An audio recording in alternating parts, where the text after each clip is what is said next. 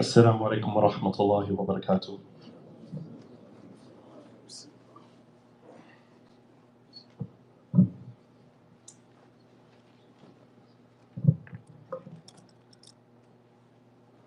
الله أكبر الله أكبر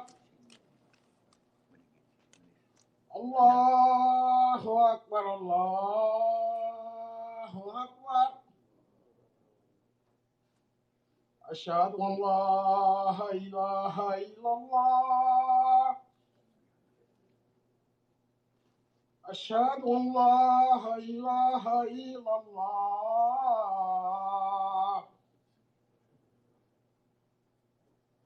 أشهد أن محمدا رسول الله أشهد أن محمدا رسول الله حي على الصلاة حي على الصلاة حي على الفلاح حي على الفلاح الله أكبر الله أكبر لا إله إلا الله.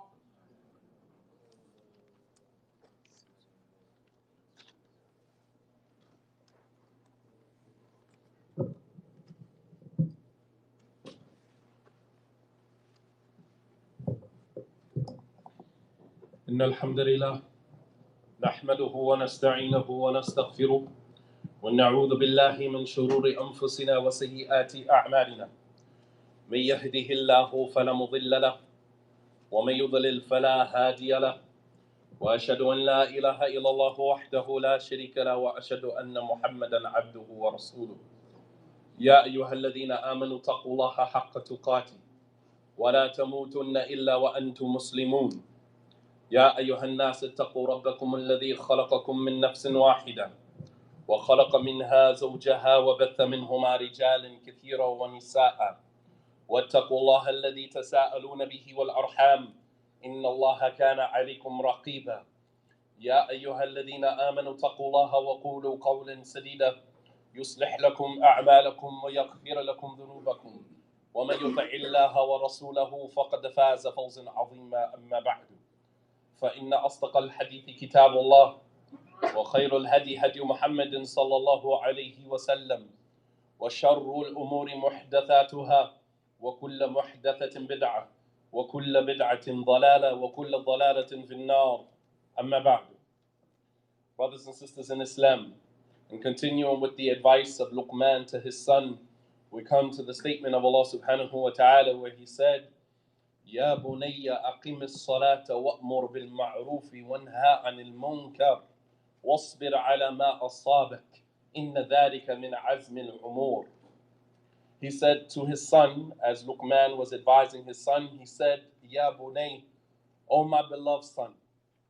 This is a father having a conversation with his son, imparting upon his son some words of advice as he continues to move forward and develop from a young man into an adult. He says, O my young son, aqim as-salah, establish the prayer. And notice Allah subhanahu wa ta'ala doesn't say pray, he says establish the prayer. The establishment of the prayer is different than someone who just takes the salat as just mechanical movements, the fulfillment of an obligation. That is praying. Establishing the salat is taking care of your salat, concentrating on the conditions of the prayer, the arkan of salat, making sure the pillars of the prayer are fulfilled, the wajibat of salat, making sure those obligatory acts of the salat are fulfilled, making sure the sunan aspects of the salat are fulfilled, that it's not just mechanical movement for you, it's a lifestyle. Prayer is a lifestyle. Before I make a major decision in my life, I turn to prayer. When I'm going through something in my life, I turn to prayer. You see the difference between that and someone who just goes and prays because it's an obligation. Prayer becomes a lifestyle. He said, "Oh my son, establish the salah, aqim as-salah, wa'mur bil ma'ruf, and enjoin upon people good, wanha anil munkar, and forbid them from evil, wasbir ala ma asabak, and be patient with what befalls you as a result of that." Speaking truth to power is not always easy, hence the fact everybody can't do it. Everybody doesn't have the heart to do it. It requires a certain caliber, requires a certain temperament. He said, be patient with what befalls you. Inna dhalika min azmi al-umur. This is from the highest matters of determination. There are not enough volumes, nor enough time in this khutbah, nor enough volumes to contain and explain the wisdom that is embedded in this piece of advice. This piece of advice was very succinct and very pivotal to the life of a young man. When we hear the word patience in Islam, we oftentimes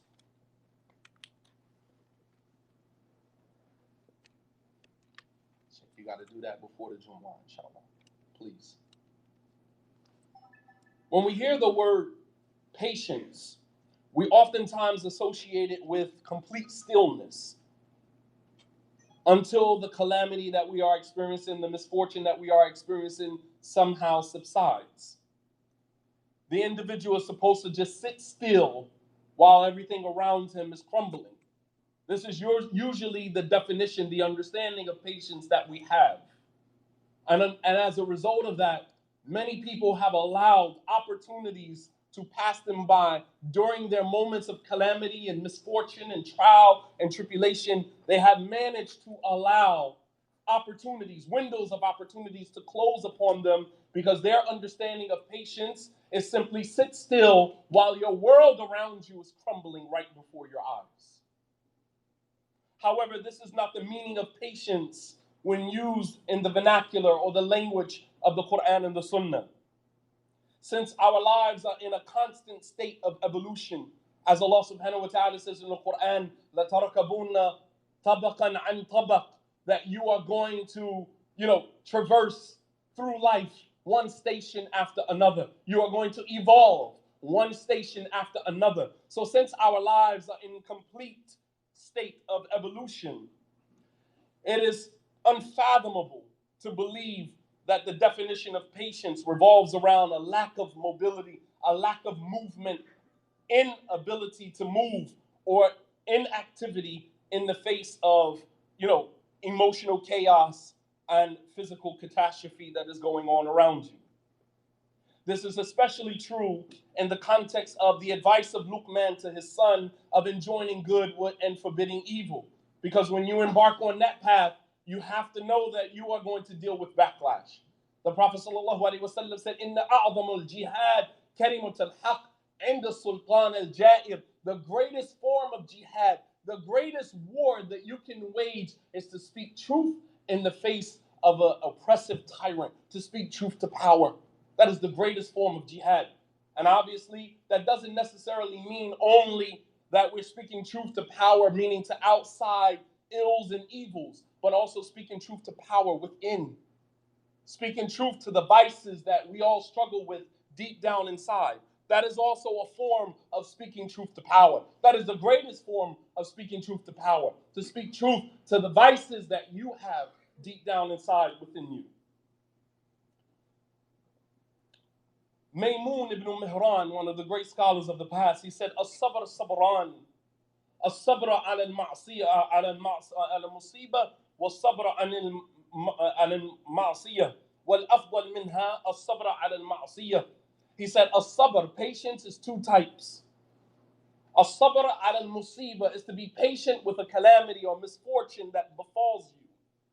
Wal-sabr ala al-ma'asi, or sabr ala al-ma'asi, and to be patient with staying away from disobedience to Allah subhanahu wa ta'ala. And the best of the two is being patient and staying away from the things that are disobedience to Allah subhanahu wa ta'ala.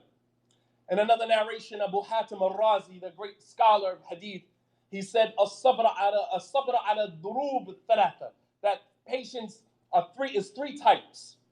He said, "For sabr anil ma'asi," being patient and staying away from what is haram. That requires discipline. That requires patience to stay away from what is haram. He said, "Was sabr ala ta'ah," and being patient upon obedience to Allah subhanahu wa ta'ala. Consistency is what Allah loves, and that requires patience. It's easy to obey Allah during Ramadan, and then the rest of the year you are a sinner. That's easy. Anybody can do that. Many of the Muslims in the Muslim community, in the American Muslim experience, that is our forte. We obey Allah subhanahu wa ta'ala, completely obedient during the month of Ramadan, and starting from the day of the Eid on out, it's back to being who we were. But Allah subhanahu wa ta'ala likes consistency. The Prophet sallallahu alaihi wasallam was asked, what are the most beloved deeds to Allah subhanahu wa ta'ala? He said, "Ahabbu a'mali ila Allahi adwamuha wa in qalla." The most beloved deeds to Allah subhanahu wa ta'ala are those that are done with continuity, even if they're small, even if they're few, because Allah doesn't care about quantity. He cares about the quality, the consistency of the deed, not how big the deed is. Not, mashallah, you stood up for the last 10 nights of Ramadan, you caught Laylatul Qadr. Meanwhile, the rest of your year is filled with sin and disobedience to Allah subhanahu wa ta'ala. Anybody can do that. Where's the consistency? He said, but patience is three types. Being patient and staying away from disobeying Allah. Patience and being obedient to Allah. وَالصَّبْرَ عِنْدَ الشَّدَائِدِ وَالْمُصِيبَاتِ فَأَفْضَلُهَا الصَّبْرَ عَنِ الْمَعَاصِي. He said, and the third type of patience is being patient with the calamities and misfortunes that befall you, the afflictions that befall you, the trials, the tribulations, the tests that befall you. He said, and the greatest form of patience out of all of these three is being patient and staying away from disobedience to Allah subhanahu wa ta'ala. And each and every category of patience requires a different level or a different expression of human exertion depending on where we are spiritually. Depending on where you are spiritually will determine your level of patience and staying away from disobedience to Allah. Depending on where you are spiritually will determine your ability to be patient and being obedient to Allah. And depending where you are spiritually will determine your level of patience during the times of calamity and misfortune. Ali ibn Abi Talib radiallahu anhu, he said, "Ala inna as-sabra min al-iman bimanzilati ar-ra's min al-jasad." فإذا قطع الرأس بار الجسد ثم رفع صوته وقال ألا إن لا إيمان لمن لا صبر له. Ali ibn Abi Talib radiallahu anhu, in a very profound statement, he said that indeed sabr, patience, is to faith like the head is to the body. Patience is to faith like the head is to the body. He said if the head is cut off, إذا قطع الرأس, the head is cut off, the body is left dangling by itself. It can't stand up. Meaning if you lose patience, you lose your faith. Part of losing faith is in losing your patience. He raised his voice and he said loudly, he said, indeed, there is no iman, no faith for the person that does not have patience. Why? Because your faith is going to take you places that is going to require patience. Faith in Allah subhanahu wa ta'ala will take you places that absolutely requires patience. You don't think so? You don't think that the more that you believe in Allah, the more you increase in your obedience to Allah and your faith in Allah subhanahu wa ta'ala, the more Allah is going to test you. Then the Prophet sallallahu alaihi wasallam said, إِذَا أَحَبَّ اللَّهُ قَوْمٍ ابْتَلَاهُمْ فَمَنْ رَضِيَ فَلَهُ رِضَى وَمَنْ سَخِطَ فَلَهُ سَخْطٌ. That whomsoever Allah loves, He tests. The more you increase in your faith, the more you increase in your spirituality, the more you are going to bring on the test of Allah subhanahu wa ta'ala, which is going to require more patience. The moment you lose patience, the moment you lose your faith. You see how it is connected? You cannot have one without the other. Faith is going to take you places that only patience can allow you to endure. Faith will take you places that will require patience. So without patience, you will ultimately devalue your faith, thus defeating your own purpose. Patience, just like all other acts of worship, have prerequisites, which earns the person the many blessings that is associated with the concept of patience. Abu Maymun, he said, Inna lis-sabr shurutan. He said, indeed, sabr, patience, has conditions. There are conditions to patience. He said, when he was asked by the narrator who said, وَمَا الشُّرُوطِ الصَّبْرِ Ya Abu Maymun, what are the conditions of patience, O Abu Maymun? Maymun? He said, "Inna shurut al-sabr and ta'rif kayfa tasbir." He said, the first condition of patience is to know how to be patient. To even know what that actually requires. Does it mean to stand still and allow your whole entire world around you to just come crumbling down? And that's patience? Know how to be patient. And unfortunately, this is the band-aid that many people use to put over open wounds, and we end up bleeding on everybody because we come to the masjid, we come to the imam, we come to so-called knowledgeable people, and we say, I'm having this dilemma or this problem. Be patient. What does that mean? Does that mean to stand still, inactivity, and allow my entire world around me to crumble right in front of me and I do absolutely nothing? What does that mean, be patient? In the shurut al-sabr, أولاً أن تعرف كيف تصبر. The first condition of patience, number one, is to know how to be patient. What does that actually entail? What does it actually require? And that is the explanation for the Muslim Ummah we have been waiting for the longest. Someone says, oh, just be patient. Okay, tell me how to be patient. What does that mean? Explain that to me. What does that look like in real time? And then when you ask those questions like, you know what I mean? No, I don't know what you mean. You said it. I don't get paid to explain what you said. You made the comment. Tell me what it means.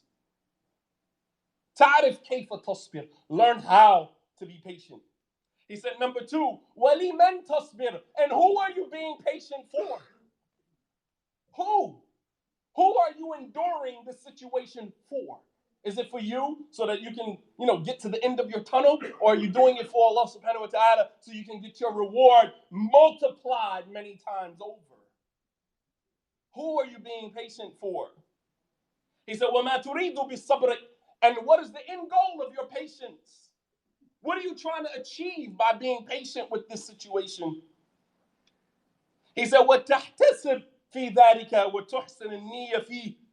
Is that you desire your reward through your patience and that you correct your intention while you're being patient. لَعَلَّكَ يُخَلِّصْ لَكَ صَبْرَكَ وَإِلَّا فَإِنَّمَا أَنْتَ بِمَنْزِلَةِ الْبَهِيمَةِ نَزَلَ بِهَا الْبَلَاءُ فَاضْطَرَبَتْ. He said that you correct your intention throughout that process. And then perhaps you will separate your patience from all of the other types of endurance and patience that you have. Your patience, this patience is for Allah.